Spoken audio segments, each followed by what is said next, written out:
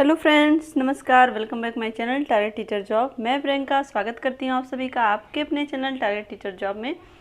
दोस्तों, आज हम बीएड द्वितीय वर्ष इतिहास शिक्षण के विषय में पढ़ेंगे और ये है आपका लेक्चर नंबर 42। तो दोस्तों, यहाँ पर हम क्वेश्चन पढ़ने से पहले आपको इन्फॉर्म करना चाहते हैं कि आपका फर्स्ट पेपर शिक्षण के सिद्धांत एवं विधियाँ और फोर्थ पेपर जनसंख्या शिक्षा एवं पर्यावरण शिक्षा का यूपीएस पूरा कंप्लीट हो गया है, जिसकी लिंक आपको डिस्क्रिप्शन में मिलेगी। और साथ ही टेलीग्राम चैनल पर बीएड क्लासेस के नाम से इतिहास शिक्षण, भूगोल शिक्षण और इसके अलावा आपका फर्स्ट पेपर, फोर्थ पेपर सबकी लिंक आपको वहाँ पर अवेलेबल है। तो आपको जहाँ भी सुविधा हो आप वहाँ से स्टडी कर सकते हैं।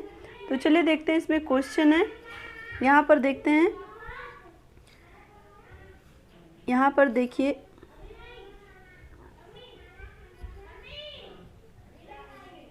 पर देखिए, इतिहास शिक्षण में पर्यटन का महत्व। ये आपके 2009 और 2012 में पूछा हुआ क्वेश्चन है। तो उत्तर देखते हैं। इतिहास शिक्षण में पर्यटन को भ्रमण, school journey, field trip, tour आदि नामों से जाना जाता है।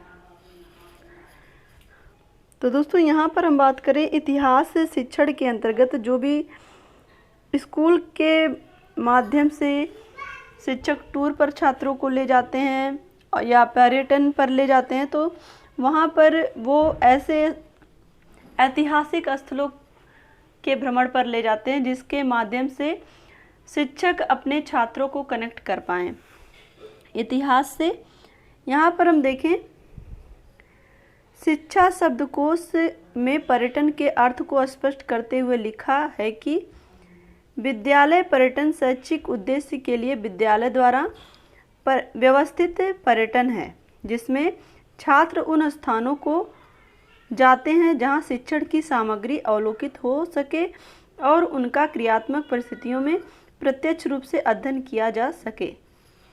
तो दोस्तों, यहाँ पर देखिए, शिक्षा शब्दकोश में भी पर्यटन के अर्थ को इस तरह से स्पष्ट किया गया, जिस तरह से आपको हम बता रहे हैं कि जहाँ पर शिक्षक अपने छात्रों को ऐसे ऐतिहासिक स्थलों पर लेके जाता है जहाँ पर शिक्षक अपने छात्रों को शैक्षिक उद्देश्यों की पूर्ति भी कर पाए, जहाँ पर वो इतिहास शिक्षण से संबंधित जो भी महत्वपूर्ण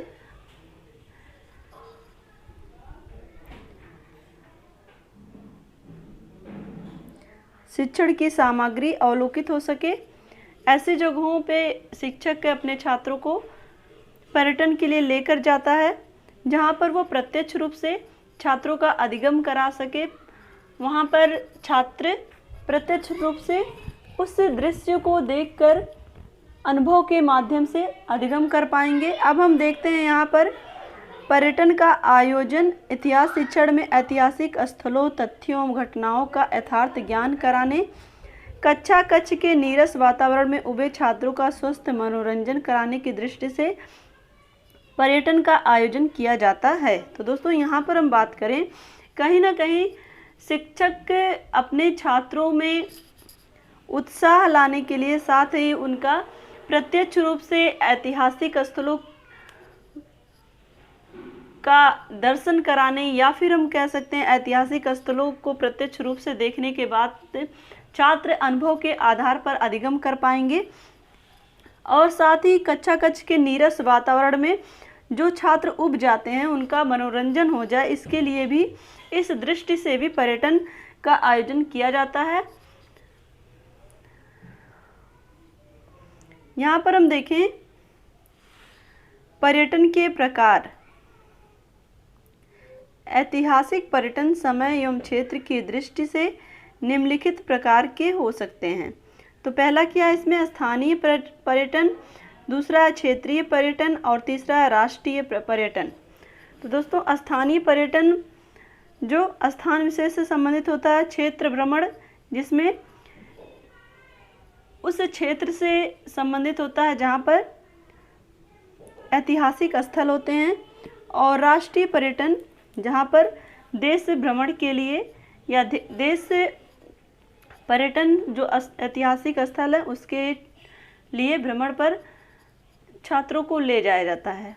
तो यहाँ पर देखते हैं दोस्तों, यहाँ पर ऐतिहासिक शिक्षण में पर्यटन का क्या महत्व। यहाँ पर देखिए, इतिहास शिक्षण में पर्यटन का महत्व। दोस्तों यहाँ पर अगर आप डिटेल में और लिखना चाहें स्थानीय पर्यटन, क्षेत्रीय पर्यटन और राष्ट्रीय पर्यटन के बारे में, तो स्थानीय पर्यटन लोकल, जहाँ पर नज़दीकी जो भी आसपास के जो प्राचीन स्थल वगैरह होंगे वहाँ पर ले जाया जा सकता है भ्रमण के लिए, शिक्षक के माध्यम से छात्रों को ले जाया जा सकता है। और क्षेत्रीय पर्यटन जो उस क्षेत्र विशेष से संबंधित होंगे, जो कि स्कूल से काफ़ी नज़दीक भी हो और एक ऐतिहासिक केंद्र भी हो। और राष्ट्रीय पर्यटन जो देश के ऐतिहासिक स्थल हैं, ऐसी जगहों पर शिक्षक के माध्यम से छात्रों का पर्यटन पर ले जाना। अब हम देखते हैं इतिहास शिक्षण में पर्यटन का महत्व। तो चलिए देखते हैं यहाँ पर ऐतिहासिक पर्यटन से वापस आ जाने पर विद्यार्थियों को अर्जित ज्ञान एवं संकलित ऐतिहासिक तथ्यों के आधार पर पर्यटन का संक्षिप्त वर्णन, पर्यटन प्रतिवेदन लिखने के लिए विद्यार्थियों को कहा जाता है और वह उसे पूरा करते हैं। तो दोस्तों यहाँ पर हम बात करें कि इतिहास शिक्षण में पर्यटन का क्या महत्व होता है, कि यहाँ पर जो भी शिक्षक के माध्यम से छात्रों को ले जाया जाता है, वहाँ पर जो भी छात्र अवलोकित करते हैं, उन अवलोकन को छात्र अपनी भाषा में अपने विचारों के माध्यम से प्रकट करते हैं। और इस तरह का जो लेख होता है वो संक्षिप्त वर्णन एक तरह से उसमें छात्र अपने पर्यटन का करते हैं। यह लेख पर्यटन प्रतिवेदन के नाम से जाना जाता है और पर्यटन के आने जाने वाले मार्ग एवं दृश्य स्थलों का मानचित्र एवं दृश्य स्थलों के चित्र, रेखा चित्र आदि बनाकर इस लेखन के सार्थक और महत्वपूर्ण बनाते हैं। तो इस लेखन को सार्थक और महत्वपूर्ण बनाने के लिए वहाँ पर मानचित्र का भी प्रयोग होता है और साथ ही रेखा चित्रों का भी प्रयोग होता है। और अलग अलग जो भी दृश्य हैं, दृश्य स्थल, उनके मानचित्र और रेखा चित्र बनाकर छात्र अपने पर्यटन प्रतिवेदन को और भी ज़्यादा आकर्षित और भी ज़्यादा प्रभावशाली बनाने की कोशिश करते हैं। यहाँ पर आगे हम देखें, इसमें छात्र मनोवैज्ञानिक सिद्धांत के अनुसार स्वयं निरीक्षण करके ज्ञानार्जन करते हैं। तो जो भी ये प्रतिवेदन जो तैयार करते हैं छात्र, उसमें वो अपने द्वारा बनाए गए प्रतिवेदन का स्वयं निरीक्षण करते हैं और उससे ज्ञानार्जन करते हैं। कहीं ना कहीं यहाँ पर जो छात्रों के द्वारा ये प्रतिवेदन तैयार किया जाता है, उसके माध्यम से वो मेमोरी को फिर से दोहराते हैं एक तरह से, क्योंकि यहाँ पर जब वो लिख लेते हैं तो कहीं ना कहीं वो सारी चीज़ें उन्हें फिर से याद आ जाती है कि क्या क्या चीज़ें उन्होंने कैसे कैसे देखी और किन किन जगहों की क्या विशेषता थी। अब आगे हम देखें, जिन बातों को छात्र कक्षा में विधिवत समझ पाने में असमर्थ रहते हैं, उन्हें वे वास्तविक रूप से देखकर सरलता से समझ जाते हैं। तो दोस्तों यहाँ पर देखें हम, पर्यटन का जो महत्व इसलिए भी बढ़ जाता है कि जहाँ पर एक शिक्षक पुस्तकीय ज्ञान के माध्यम से और अपने अनुभव के माध्यम से अपने छात्रों को समझाने का प्रयत्न करता है, वो कहीं ना कहीं जब छात्र प्रत्यक्ष रूप से देखते हैं तो वो चीज़ें उनके देखने के बाद वो चीज़ों को और आसानी से समझ जाते हैं। इसमें छात्रों को उत्तरदायित्व वहन करने एवं नेतृत्व करने की क्षमता का भी विकास होता है। तो दोस्तों कहीं ना कहीं छात्रों के अंदर रिस्पॉन्सिबिलिटी आती है, वो उत्तरदायित्व की भावना का निर्वहन करते हैं जब वो पर्यटन पर अपने शिक्षक के माध्यम से ले जाए जाते हैं। तो कहीं ना कहीं कुछ ना कुछ उनको रिस्पॉन्सिबिलिटी दी जाती है कि वो अपनी रिस्पॉन्सिबिलिटी को सही ढंग से निभाएं।